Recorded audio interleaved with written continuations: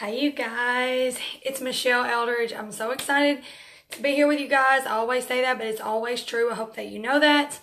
And if you look at the title of this, this video is for moms, and I'm going to give you guys 5 tips that I found and that are extremely helpful. And if you're like me, you definitely, or sometimes you feel like you don't have any idea what you're doing. And so I want to help you out with that because obviously I've been trying to help myself. So I've been looking for all these tips for moms to help us to just do better because we feel like we fail a lot. And I think that this is going to be super duper helpful. So, hey everybody, what's up? How are you? So if you're new, say new in the comments below. I want to welcome you, whether you're on the live or the replay. If you're on the replay, say replay. Hey Sherry, hi. I'm good. How are you? I feel better. I'm pretty now. So what's up? So if you're live, obviously say, hey, happy Friday. Hope you guys are having a great day. It's a great day to have a great day, right? Everybody, y'all should know my mantra by now. I say it every day. I hope all of you are having a great day. I really, really do. I hope your weekend is awesome. We're going to go, today's payday, obviously. So we're going to go and get the crap that we need for the house. But so I'm going to get right into it because I don't want to waste anybody's time. And I know that Harley, thank you so much. I know that Harley will be up shortly. So nap time is always like borrowed.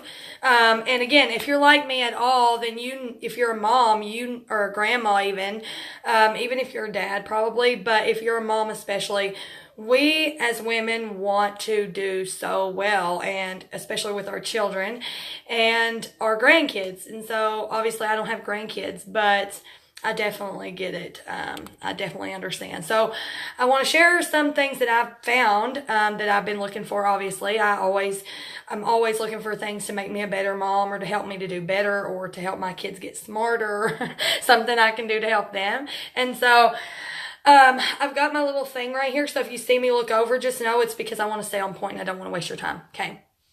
So the first thing is to live in the now. And living in the now is just so powerful because as moms, we always have this big long to-do list, whether it's written down or it's in our heads or whatever. And we're thinking about the laundry that needs to be done, the dishes that need to be washed, the supper that needs to be cooked, the grocery shopping we've got to do next week, the Christmas shopping that we got to do next month, Thanksgiving dinner that we got to cook on this day, and all these things, not let alone what we got to do for work and what we got to do for this and what we got to do for that. And we're thinking of ahead of time and it's hurting us in the present. And so my tip is live in the now so that you're more present and you're less stressed, because all that it does is hurt you and makes you less than you could be. And none of us want to feel like we're failing at life and at momhood more than we already do. And is when we beat ourselves up way too much. So live in the now, worry about that crap later. It'll still be there when you get to it. You don't have to sweat it. You don't need to sweat it. We don't have to do that. And that's something that I've been practicing, and it actually works. It does take practice, but it definitely will help. And anything we can do to help ourselves, obviously, will help the kids as well. So, okay. And then let's see. Stay consistent with your rules. Oh my gosh, you guys, I don't know how many times that I've said, okay, we're going to the dollar store, but you're not getting anything. And when I get in there, if they see something they want and they're asking for it, I've had a lady even say so much to me, why don't you just get it for them? They're crying. They're this. It's just a sucker. It's just this candy, or it's just $1, or it's just a toy, or whatever. Thank you, Adriana. I appreciate that. It's just this, or it's just that, right? I don't back down. If I say no, I mean no. I don't care if they're throwing a fit. I don't care if they're doing whatever. My children have more than most kids. Like, seriously, they have so much. And so if I say no, I mean it. I don't care what kind of fit they throw. I don't care how the cashier looks at me. I don't care about the lady who says, just get it for them. Or I'll buy it for them if you won't. Look, lady, I'm teaching my kids that if I say no, it means no, right? And if you say no, don't give in. Do not give in. Even though in the moment it's going to feel like, man, can I like they'll shut up if I just do this. It doesn't matter. You're going to lose that battle more and more and more if you don't stay stern with your no. And this is something that was super hard for me to do. Trust and believe this took practice, because I always want to say yes, especially when I know that I can. But I want them to appreciate what they have. I want them to know that if I'm saying no, it's for their own good or for the better for all of it. For whatever reason it is, it's my decision. And if I'm letting them decide, I'm no longer the parent. Okay, so, all right. So let's go to the next one. Okay, so talking to them about money-making decisions. So when I was a kid, I would just see everybody stressed out about money, and everybody was stressed out about it, or it was portrayed that all rich people were bad and that money was just not good, and, you know, that I could see the stress and I could feel that. So if you're at Walmart or you're at Target or you're at your local grocery store, whatever, and you see something that's on sale and you're like, okay, here's a cheese that's just as good as the other cheese. We're buying this one. Explain to them why. Explain to them that it's not because money is bad, but you want to save money because you want to have more to do with something else. Or you want to have more to leave to, you know, as a legacy or whatever, but you want to budget so that you don't go broke or stay broke. Or if, say, you can't afford to do something extra right now, or it's just not in your budget if you budget like that, then tell them that's why. Because we like to keep X amount of money put up for a rainy day, and right now we're just not figuring this in. If we do this or that, we may make more to be able to do X, Y, Z, but right now we're not going to do that. It doesn't mean that we don't have money. It just means that we don't have the money to spend on that. And I'll tell you that for my entire life that I had such a bad view on money that I always just thought, you know what? If I'm poor, I'll be happier. And let's just be real. Being poor serves no one. You can't help as many people if you're poor. And if you put it in your kids' heads that money is bad, they'll just be living off welfare or broke as possible for the rest of their lives, because they'll see how stressed you get over it, and they won't understand it because we're not talking to them about it. And obviously you can tell this is something that I feel super strongly about, because I've been there. And so it took a lot to shift my mind into thinking that money was okay. That if I'm a good person, money will make me better. If I'm a crappy person, money will make me worse. But not all people with money are bad, and not all people without money are good. It's just a fact. It's a fact. Money is a magnifier, and that is all. So explaining to them what you're doing and why you're doing it is so important, so that they don't have a bad outlook on it. Because let's be real, we all want our kids to be successful. We all want them to do better than we have. So we can't teach them that money is bad, or how are they ever going to do any better? Because if you despise the rich man, you'll never be rich. Right? You won't be, because you'll never be that which you despise. And we don't want to teach our kids that money is not good, because by the time that our kids are older, especially if we have smaller kids, everything's going to cost more. Right? Everything's going to cost more, and they're going to need more of it. So let's prepare them the right way, and just explain it to them as they age, as we do things. Okay? Big tip for you moms right here. Here's a good one coming for grandmas, moms, whatever. Do not be the butler. Do not become the butler. Do you know that the intelligence of a child has increased 7% over the last couple decades or so? Do you know that that means they are so smart?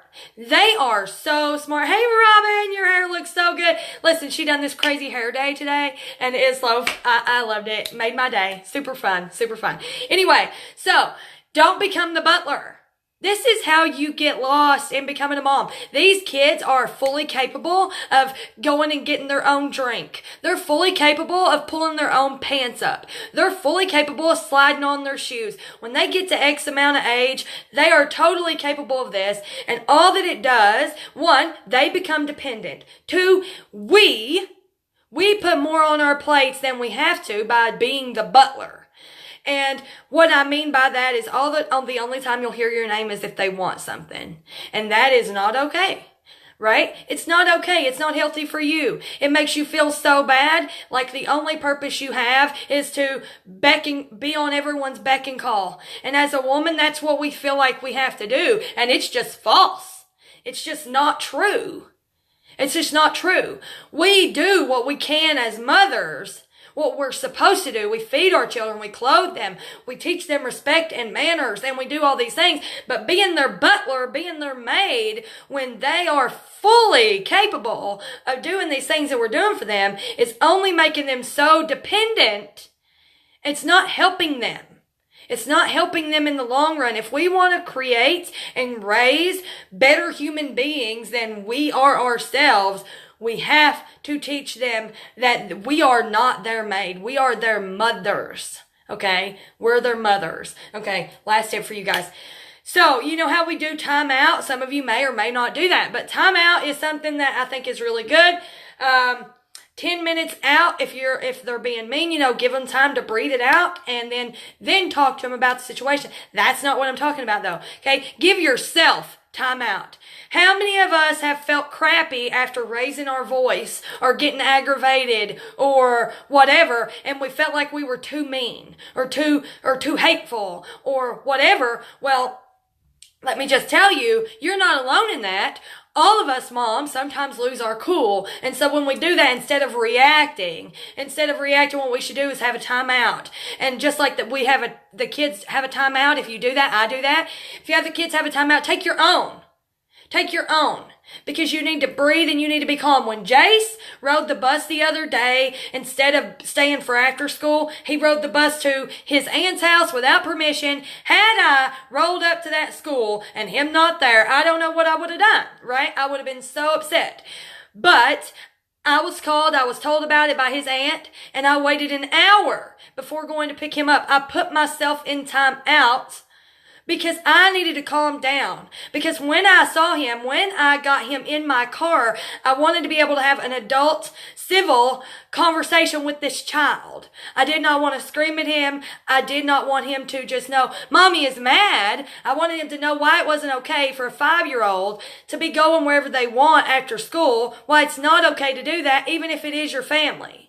Why it's not okay. I wanted to be civil. I didn't want to regret what I said later. I didn't want to scream. I didn't want to do any of that. I wanted to be calm. And yes, when I got there, yes, I was still aggravated. And yes, I was stern. But was I mean? Did I regret anything I said? No, I didn't. So take a time out when you feel like you just know. We all know when we're close to that breaking point to where we're just like, I'm fixing to pull my hair out if one more thing happens today. We all have those moments. If you say that you don't, either you don't have children or you're a liar. One of the two. I don't care who you are. You have those bad moments because we're moms. We don't get sick days. We don't get days off. And for some of us, we don't get babysitters or anything like that. So it's important to know that you need to take a breather and you need to breathe deep and take a few minutes. Okay. And here's kind of a bonus tip for you. It's definitely not like a parenting tip, but as a mom, as a woman, you need to take time for you. And I know that, obviously you see that during nap time today, I got ready and that makes me feel better, which in turn makes me feel like a better mom. And I can't afford to go spend hundreds and hundreds and hundreds of dollars on high quality makeup. So the reason that I'm sharing this with you is because this is affordable. And if it just takes you getting ready in 5 minutes, to feel better about yourself and to be nicer to you and to your kids and just be way more productive, then I want to share it with you.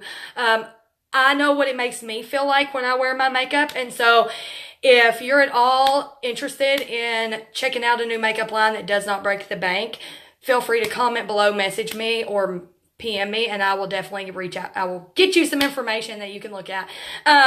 Also, you guys, if you got any value in this at all, please feel free to share. I want to help as many people as I possibly can. Obviously, I looked up these tips to help myself.